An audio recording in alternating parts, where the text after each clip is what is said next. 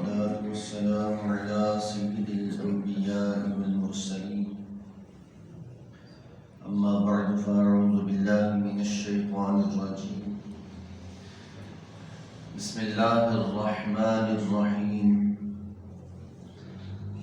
قال الله تبارك وتعالى في القرآن المجيد والفرقان الحميد هنالك دعا زكريا ربه صدق الله مولانا العظيم۔ سرکار دو عالم صلی اللہ علیہ وآلہ وسلم کا فرمان عالی شان ہے،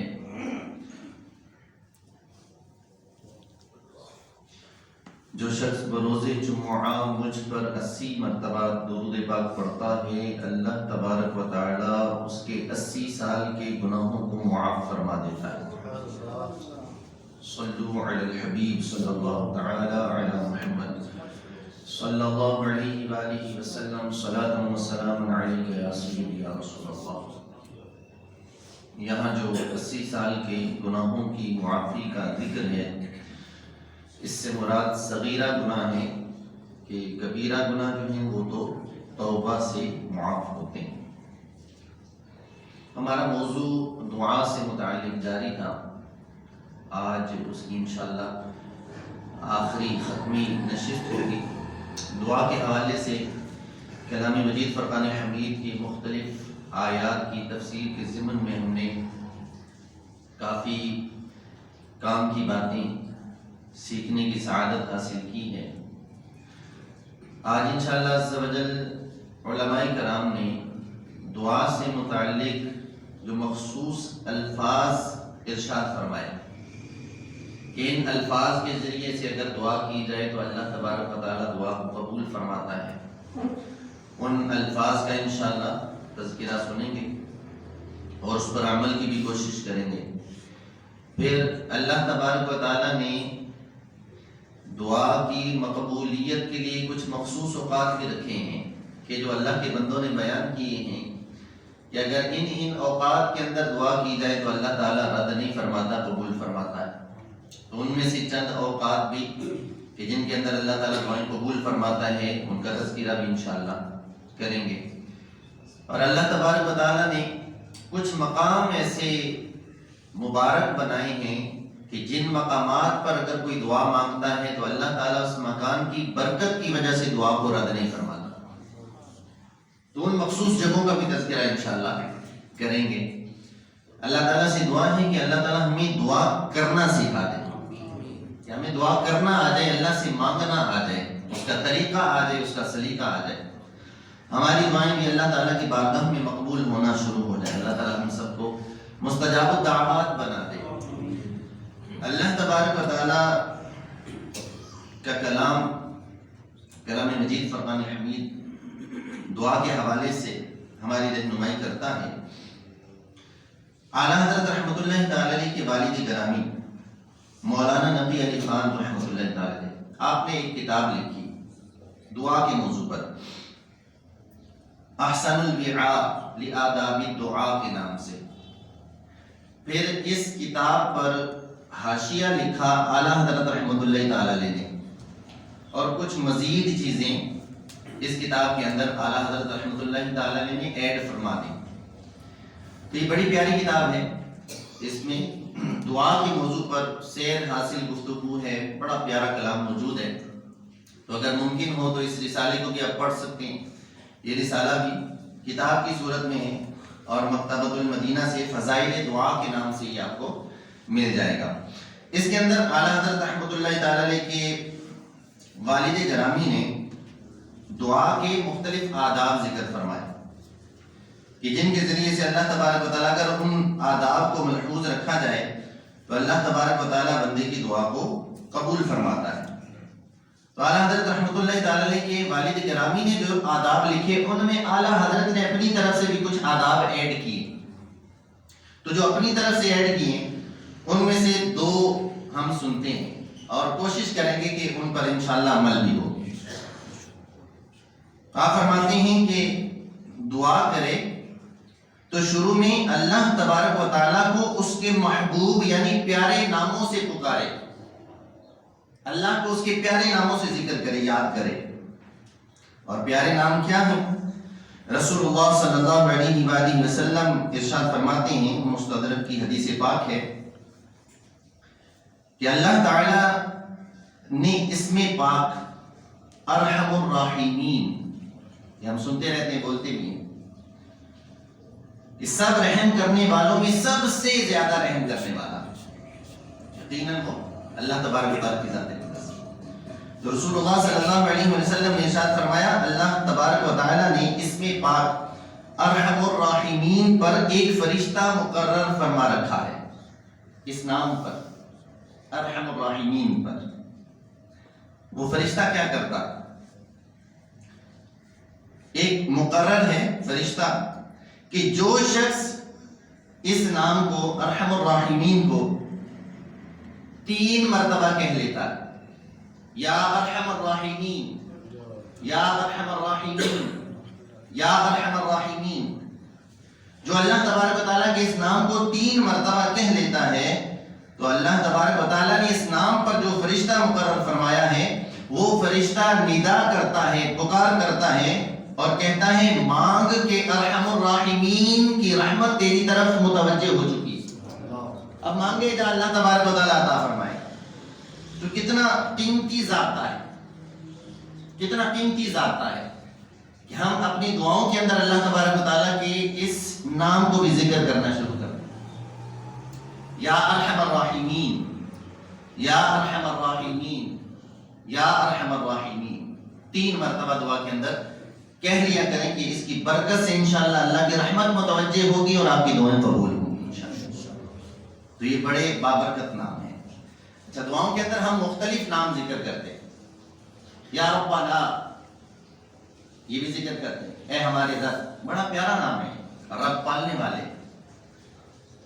ہمیں بظاہر تو ہمارے ماں باپ پال رہے ہیں اگر بچے ہیں تو، بظاہر تو ظاہری اسباب نظر آ رہے ہیں جن کی وجہ سے ہم جی رہے ہیں، لیکن حقیقی ہمیں زندگی عطا فرمانے والا اور سہولیات اور نعمتیں عطا فرمانے والا اللہ ہے۔ ہم کہتے ہیں یا ربنا، اے ہمارے پالنے والے، اے ہمارے رب، یہ بھی دعا کے اندر استعمال کرتے ہیں۔ یا ارحم الراحمین یہ بھی دعا کے اندر استعمال کرتے ہیں۔ تو یا ارحم الراحمین کے بارے میں یہ آتا ہے کہ اگر کوئی شخص 3 مرتبہ اسے دعا کے اندر کہہ لیتا ہے تو اللہ تبارک و تعالیٰ نے جو اس نام پر فرشتہ مقرر کیا ہے وہ ندا کرتا ہے کہ مانگ، اب اللہ کی رحمت تیری طرف متوجہ ہو چکی ہے، مانگے جا اللہ تعالیٰ عطا فرمائے گا۔ اچھا، ایک اور اللہ تبارک و تعالیٰ کا نام پاک یا ربنا، یہ بڑا پیارا نام ہے۔ اس کے بارے میں بھی آپ لکھتے ہیں، اور 5 مرتبہ یہ نام پاک یا ربنا، یا ربنا، یا ربنا، یا ربنا، یا ربنا 5 مرتبہ دعا کے اندر کہہ لیا کرے کہ اس کے کہنے سے کیا ہوگا کہ اللہ تبارک و تعالیٰ نے اپنے مخصوص بندوں کی دعا کو قرآن کے اندر سورہ بقرہ میں ذکر فرمایا کہ وہ دعا کس طرح کرتے ہیں۔ ربنا ما خلقت هذا باطلا سبحانك فقنا عذاب النار، ربنا انك من تدخل النار، اس کے بعد پھر ربنا والی دعا، اس کے بعد پھر ربنا والی دعا، اس کے بعد پھر ربنا والی دعا، 5 مرتبہ ربنا کا ذکر آیا قرآن پاک کی آیتوں کے اندر۔ جب 5 مرتبہ ربنا کا ذکر آیا کہ اللہ کے بندے یوں اللہ تبارک و تعالیٰ سے دعا کرتے ہیں، 5 مرتبہ ربنا کے لفظ کے ساتھ دعا کی، اس کے بعد والی آیت میں اللہ تبارک و تعالیٰ نے ارشاد فرمایا فَاسْتَجَابَ لَهُمْ رَبُّهُمْ کہ ان کے رب نے ان کی دعا کو قبول فرما لی۔ یہ قرآن کے اندر، یہ استدلال ڈائریکٹ قرآن سے ہے۔ تو اس سے پتہ چلتا ہے کہ اگر اپنی دعا کے اندر آپ 5 مرتبہ اللہ تبارک و تعالیٰ کا یہ نام پکار لیا کریں، یا ربنا، یا ربنا، یا ربنا، یا ربنا، یا ربنا، تو اللہ تعالیٰ آپ کی دعا کو قبول فرمائے۔ اتنا چھوٹا سا عمل، تو یہ دونوں نام اپنی دعا کے اندر ذکر کرنا شروع کر دیں۔ یا ارحم الراحمین 3 مرتبہ، یا ربنا 5 مرتبہ۔ پھر اس کے حوالے سے امام جعفر صادق رضی اللہ تعالیٰ عنہ ان سے منقول ہے، وہ فرماتے ہیں جو شخص عجز کے وقت 5 مرتبہ یا ربنا کہے اللہ تعالیٰ اسے اس چیز سے کہ جس کا خوف وہ رکھتا ہے امان عطا فرمائے گا، اور جو چیز چاہتا ہے اللہ تبارک و تعالیٰ وہ اسے عطا فرما دے گا۔ تو یہ کتنا پیارا لفظ ہے یا ربنا۔ تو یہ دونوں چیزیں، دونوں الفاظ، یہ دونوں اللہ تبارک و تعالیٰ کے نام اپنی دعاؤں کے اندر ذکر کرنے کی ابھی سے نیت کر لیں، اپنی دعاؤں کے اندر انہیں شامل کریں گے۔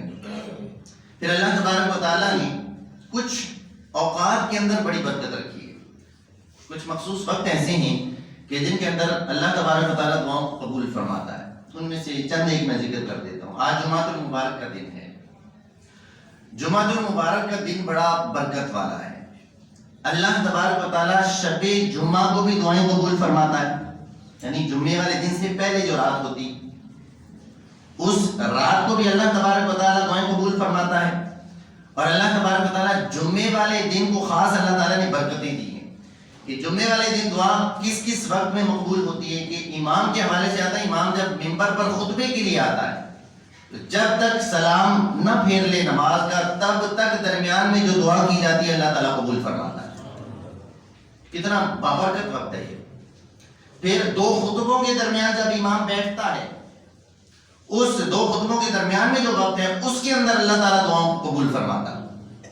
لیکن اس میں ایک احتیاط یاد رکھیں، یہ پہلے بھی ایک دو مرتبہ میں یہ مسئلہ بیان کر چکا ہوں کہ دو خطبوں کے درمیان میں جب ہم بیٹھتے ہیں تو اس دوران دعائیں قبول ہوتی ہیں، لیکن یہ اجازت نہیں ہے کہ آپ زبان سے دعا کریں یا ہاتھ اٹھا کر دعا کریں، یہ جائز نہیں ہے، کیونکہ خطبے کے درمیان کوئی بھی فعل کرنا یہ جائز نہیں ہے۔ تو آپ کس طرح دعا کریں گے؟ آپ دل کے اندر دعا کریں گے، دل کے اندر، کیونکہ اللہ تبارک و تعالیٰ تو دلوں کے احوال سے بھی واقف ہے۔ تو آپ دل کے اندر جو بھی دعا مانگنی ہے وہ دل کے اندر مانگنی ہے۔ تو بعض حضرات جو میں خود بھی دیکھ رہا ہوتا ہوں، وہ دو خطبوں کے درمیان میں جب بیٹھتے ہیں تو وہ ہاتھ اٹھا کر دعا کر رہے ہوتے ہیں، تو یہ عمل درست نہیں ہے۔ ہاتھ نہ اٹھایا کریں، الفاظ بھی نہ ادا کیا کریں، دل کے اندر اللہ تبارک و تعالیٰ کی بارگاہ کی طرف توجہ کر کے دعا کر لیا کریں۔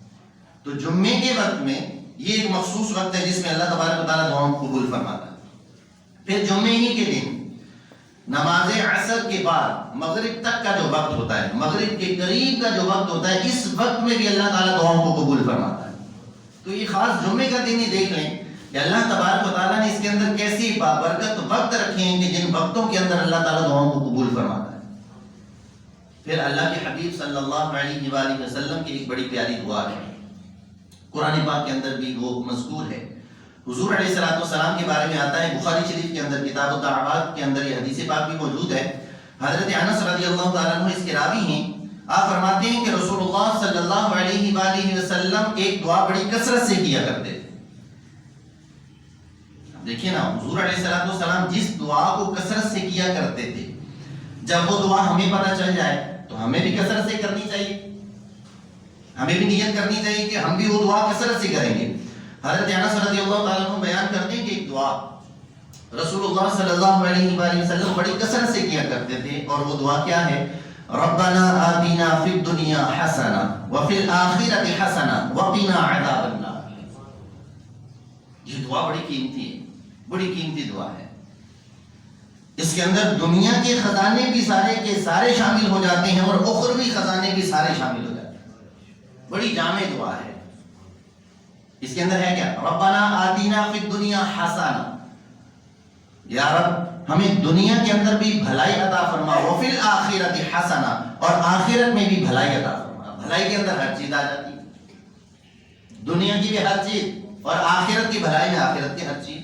تو کتنی جامع دعا ہے، اور آقا کریم صلی اللہ علیہ وسلم اس دعا کو کثرت سے کیا کرتے تھے، وہ بخاری شریف کے اندر آیا ہے۔ تو کاش کہ ہم بھی اپنی ہر دعا کے اندر اس دعا کو شریک کر لیں، اس کی انشاءاللہ برکتیں نصیب ہوں گی۔ پھر اللہ تبارک و تعالیٰ نے مخصوص بابرکت مقامات رکھے ہیں کہ جو برکت والے مقامات ہیں نا، اللہ تبارک و تعالیٰ ان مقامات پر کی ہوئی دعاؤں کو بھی قبول فرماتا ہے۔ برکت والی جگہ جہاں اللہ تبارک و تعالیٰ کی رحمت نازل ہوتی ہو، اور ان برکت والی جگہوں میں سے ایک برکت والی جگہ اللہ تبارک و تعالیٰ کے اولیاء کے مزارات ہیں، جہاں اللہ کا ولی لیتا ہے۔ وہ کتنی برکت والی جگہ ہے، وہ کتنی رحمت والی جگہ ہے، جہاں نزول رحمت ہوتا رہتا ہے کیونکہ اللہ کا ولی موجود ہے۔ اور پھر برکت والی جگہ دیکھتے جائیں، جہاں داتا صاحب ہوں گے وہاں کتنی برکت ہوگی۔ جو داتا صاحب جاتا ہے اسے تو پتا ہے، جو نہیں جاتا وہ جا کے کبھی دیکھ لے کتنی برکت ہے۔ جہاں خواجہ صاحب ہوں گے وہاں کتنی برکت ہوگی، جہاں غوث آدم ہوں گے وہاں کتنی برکت ہوگی، اور جہاں آپ کے کریم صلی اللہ علیہ وسلم کا جسم اقدس موجود ہے وہاں کتنی برکتیں ہوں گی۔ تو برکت والے مقام پر اللہ تبارک و تعالیٰ دعاؤں کو قبول فرماتا ہے۔ اللہ کے ولیوں کی بارگاہ میں جا کر دعا کریں، اللہ تعالیٰ دعا رد نہیں فرماتا، قبول فرماتا ہے۔ اور کلام مجید فرقان حمید کے اندر بھی سورہ آل عمران ہے، اس کے اندر حضرت زکریا علیہ السلام کی دعا کا تذکرہ ہے۔ حضرت بی بی مریم رضی اللہ عنہا آپ کی پیدائش ہوئی تو آپ کی والدہ جو تھی حضرت حنہ رضی اللہ عنہا، انہوں نے آپ کو وقف کر دیا اور کفالت میں آپ آئیں حضرت بی بی مریم رضی اللہ عنہا۔ یہ حضرت زکریا علیہ السلام کی کفالت میں آئے، یعنی آپ ان کے کفیل تھے، آپ ہی ان کے سارے معاملات دیکھا کرتے تھے۔ تو بعض مفسرین نے لکھا کہ یہ آپ کے بچپن کا واقعہ ہے۔ یہ حضرت مریم رضی اللہ عنہا یہ حضرت عیسیٰ علیہ السلام کی والدہ ہیں۔ آپ کے بچپن کا واقعہ ہے کہ جس محراب یا حجرے کے اندر آپ کو رکھا گیا تھا اور حضرت زکریا علیہ السلام اس محراب میں جایا کرتے تھے آپ کی دیکھ بھال کے لیے، تو حضرت زکریا علیہ السلام جب بھی محراب کے اندر داخل ہوتے تو کیا دیکھتے کہ حضرت مریم رضی اللہ عنہا بچپنے کی عمر میں ہیں، جھولے پالنے کے اندر رہنے والی عمر کے اندر ہیں، بچپنے کے اندر ہیں، اور جب بھی زکریا علیہ السلام محراب کے اندر داخل ہوتے ہیں تو دیکھتے ہیں کہ آپ کے پاس بے موسم پھل موجود ہوتے ہیں جن کا موسم نہیں، جیسے سردیوں کے اندر گرمیوں کے پھل، گرمیوں کے اندر سردیوں کے پھل۔ آپ کو بڑا تعجب ہوتا کہ اس کے پاس تو صرف میں ہی آتا ہوں، کفیل بھی اس کا میں ہی ہوں، تو یہ بے موسم پھل کہاں سے آ رہے ہیں؟ اس کا ذکر قرآن پاک کے اندر ہے۔ اللہ تعالیٰ ارشاد فرماتا ہے کلما دخل علیہا زکریا المحراب وجد عندها رزقا، جب بھی حضرت زکریا علیہ السلام محراب میں داخل ہوتے تو حضرت مریم رضی اللہ عنہا کے پاس بے موسم پھل رکھے ہوئے نظر آتے۔ قال یا مریم، اب بچپنے کے اندر کلام ہو رہا ہے، بچپنے کے اندر آپ پالنے میں ہیں، حضرت بی بی مریم رضی اللہ عنہا بچپنے میں آپ سے حضرت زکریا علیہ السلام کلام کر رہے ہیں۔ قال یا مریم انا لکی ھذا، اے مریم یہ تیرے پاس بے موسمہ پھل کہاں سے آتا ہے؟ اب وہ بچپنے کی حالت میں پالنے کے اندر موجود ہوتے ہوئے بچپنے کی حالت میں کلام کر رہے ہیں۔ یہ وہی بی بی مریم رضی اللہ عنہا ہیں جو حضرت عیسیٰ علیہ السلام کی والدہ ہیں، اور اللہ تعالیٰ نے حضرت عیسیٰ علیہ السلام کو بھی یہ معجزہ دیا تھا کہ آپ نے بچپن میں کلام کیا تھا۔ ان کی والدہ کی یہ کرامت ہے کہ انہوں نے بھی بچپن میں کلام کیا۔ تو پوچھا کہ یہ تیرے پاس جو بے موسم پھل ہیں یہ کہاں سے آتے ہیں؟ تو بی بی مریم رضی اللہ عنہا نے عرض کیا قالت ہوا من عند اللہ، یہ اللہ تعالیٰ کی طرف سے آتے ہیں۔ بے موسم پھل کون عطا کر رہا ہے؟ اللہ تبارک و تعالیٰ۔ ارشاد فرمایا ان اللہ یرزق من یشاء بغیر حساب، بے شک اللہ تعالیٰ جسے چاہتا ہے بے حساب رزق عطا فرماتا ہے، بے حساب۔ اب حضرت زکریا علیہ السلام نے دیکھا، غور کیا، اللہ کی ولیہ ہے، اس کی یہ کرامت ہے، اللہ تبارک و تعالیٰ نے اس کی وجہ سے بے موسم پھل اس محراب کے اندر پیدا فرما دیے، یعنی داخل فرما دیے، نازل فرما دیے، اور وہ پھل ان پھلوں کے بارے میں آتے ہیں وہ جنتی پھل تھے کہ اللہ تبارک و تعالیٰ کی طرف سے حضرت مریم رضی اللہ عنہا کے لیے وہ پھل آتے تھے۔ حضرت زکریا علیہ السلام نے جب دیکھا کہ یہ تو بڑا برکت والا مقام ہے، یہاں تو اللہ تعالیٰ برکتی رحمتیں نازل فرما رہا ہے، اپنے انعامات نازل فرما رہا ہے، تو قرآن کے اندر آتا ہے ہنالک دعا زکریا ربہ، اسی برکت والے مقام میں حضرت زکریا علیہ السلام نے دعا کے لیے ہاتھ اٹھا دیے۔ برکت والے مقام، اللہ کی ولیہ کے پاس، خود نبی ہیں، اللہ کی ولیہ کے پاس دعا کے لیے آپ نے ہاتھ اٹھا دیے۔ اور دعا کے لیے ہاتھ کیوں اٹھائے؟ کیونکہ آپ کی اولاد نہیں تھی، اور مفسرین نے لکھا کہ آپ کی عمر 120 سال ہو چکی تھی، اور آپ کی جو اہلیہ تھی ان کی عمر 98 سال ہو چکی تھی، اور وہ بانجھ بھی تھیں، آپ بزرگ تھے، آپ کی کوئی اولاد نہیں تھی اور خواہش تھی کہ اللہ تعالیٰ اولاد عطا فرماتے، تو جب یہ برکت والا مقام دیکھا نا تو ذہن کے اندر یہ بات آئی کہ جو مالک اس جگہ پر مریم کے لیے بے موسم پھل عطا فرما سکتا ہے، وہ رب مجھے بے موسمی اولاد بھی عطا فرما سکتا ہے۔ بے موسمی اولاد سے کیا مراد ہے کہ وقت گزر چکا ہے، بڑھاپا آ چکا ہے، بڑھاپے میں اولاد نہیں ہوتی، لیکن اللہ تعالیٰ اس بات پر قادر ہے۔ اب دعا کے لیے ہاتھ اٹھا دیا، رب کی بارگاہ میں دعا کی، اللہ کی ولیہ کے پاس کھڑے ہو کر قال رب هب لي من لدنك ذرية طيبة انك سميع الدعاء، عرض کی ہے میرے رب مجھے اپنی طرف سے پاک اولاد عطا فرما۔ علماء نے لکھا کہ جب بھی دعا کے لیے ہاتھ اٹھائیں نا، اولاد کے لیے دعا کریں تو پاک طیب اولاد مانگے، نیک اولاد مانگے، صالح اولاد مانگے۔ یہ اللہ کے نبیوں کی سنت ہے کہ اولاد مانگتے ہیں تو پاک اولاد مانگتے ہیں، نیک اولاد مانگتے ہیں۔ انک سمیع الدعاء، بے شک تو دعاؤں کو سننے والا ہے۔ اللہ کی ولیہ کے پاس دعا کی اللہ کے نبی نے، تو پھر اللہ تبارک و تعالیٰ نے، ویسے بھی اللہ تبارک و تعالیٰ اپنی انبیاء کی دعا کو رد نہیں فرماتا، تو اللہ تبارک و تعالیٰ نے دعا کو قبول فرما لیا۔ اللہ تبارک و تعالیٰ ارشاد فرماتا ہے فنادته الملائکۃ وهو قائم یصلی فی المحراب، پھر ملائکہ نے حضرت زکریا علیہ السلام کو ندا دی اس حال میں کہ آپ محراب کے اندر عبادت میں مشغول تھے۔ ان اللہ یبشرک بیحییٰ، کہ اے یحییٰ، اے زکریا، بے شک اللہ تبارک و تعالیٰ تجھے ایک بیٹے کی بشارت دیتا ہے اور اس بیٹے کا نام یحییٰ ہوگا، بیٹا عطا فرمائے گا اللہ تبارک و تعالیٰ۔ اسی آیت کی اگلی آیت میں ہے جب اللہ تبارک و تعالیٰ نے جبریل امین کے ذریعے سے خوشخبری سنائی نا کہ تمہارے یہاں بیٹا ہوگا، تو خوشی بھی تھی اور تعجب بھی تھا۔ خوشی اس بات پر تھی کہ اللہ تعالیٰ بیٹا عطا فرمائے گا، اور تعجب اس بات پر تھا کہ عمر گزر چکی ہے، کس طرح ہوگا، کس طرح بیٹا ہوگا، کیا ہم مجھے جوان کر دیا جائے گا دوبارہ سے، یا بڑھاپے کی عمر میں ہی اللہ تبارک و تعالیٰ بیٹا عطا فرمائے گا، تو کس طرح ہوگا؟ عرض کی رب کی بارگاہ میں قال ربی انا یکون لی غلام وقد بلغنی الکبر وامرأتی عاقر، اے میرے مالک میرے ہاں بیٹا کیسے پیدا ہوگا، میں تو بوڑھا ہو چکا اور میری بیوی تو بانجھ ہے، اولاد کیسے پیدا ہوگی؟ تعجب تھا۔ اللہ تبارک و تعالیٰ نے ارشاد فرمایا قال کذالک، اللہ تبارک و تعالیٰ نے ارشاد فرمایا معاملہ ایسا ہی ہے جیسا تم کہہ رہا ہے کہ تم بوڑھے ہو چکے ہو، تیری بیوی بھی بانجھ ہو چکی ہے، لیکن اللہ تعالیٰ نے ارشاد فرمایا اللہ یفعل ما یشاء، اللہ جو چاہتا ہے کر دیتا ہے۔ اللہ تبارک و تعالیٰ تو بانجھ لوگوں کو اولاد عطا فرما دیتا ہے۔ اللہ تبارک و تعالیٰ چاہے تو 25-30 سال کی عمر میں آپ شادی کیے ہوئے ہیں تو اولاد عطا فرما دے، اگر چاہے تو 50 سال کی عمر میں عطا فرما دے۔ اللہ تعالیٰ کی رحمت سے مایوس نہیں ہونا چاہیے، دعا ہمیشہ کرتے رہیں، ہمیشہ دعا کرتے رہیں کہ دعا عبادت ہے، دعا ایسی چیز ہے، یہ ایسی عبادت ہے کہ اللہ تبارک و تعالیٰ سے جب بندہ مانگتا ہے تو جو مانگتا ہے اللہ تعالیٰ وہ بھی عطا کرتا ہے، اور یہ جو دعا کرتا ہے اللہ تعالیٰ دعا کا بھی ثواب عطا فرماتا ہے۔ تو دعا سے کبھی بھی غافل نہ رہیں، دعا ہمیشہ کرتے رہیں، اپنے رب سے مانگتے رہیں۔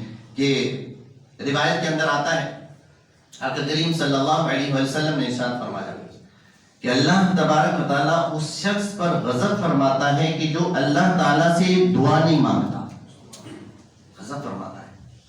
دیکھیے دنیا داروں کا معاملہ جدا ہے، رب کی بارگاہ دیکھیں، دنیا دار کسی کے پاس جب آپ مانگنے کے لیے جائیں نا تو اسے غصہ آتا ہے، یار مانگنے آ جاتا ہے، لیکن رب کی بارگاہ ایسی ہے کہ وہاں سے نہ مانگے تو اللہ تعالیٰ غضبناک ہوتا ہے کہ مانگتا نہیں ہے، میرا بندہ ہے مجھ سے مانگتا نہیں ہے۔ تو اللہ تبارک و تعالیٰ سے مانگنے کی عادت بنا لیجیے اور دل سے مانگا کیجیے اور یقین سے مانگا کیجیے کہ اللہ تبارک و تعالیٰ دعاؤں کو قبول فرماتا ہے۔ اللہ تعالیٰ سے دعا ہے اللہ تعالیٰ ہمیں دعا کا سلیقہ بھی عطا فرمائے، دعا کا طریقہ بھی عطا فرمائے، خلوص دل سے دعا کرنے کی توفیق بھی عطا فرمائے۔ اللہ تعالیٰ ہمیں بھی مستجاب الدعوات بنائے، آمین بجاہ النبی الامین وصلی اللہ تعالی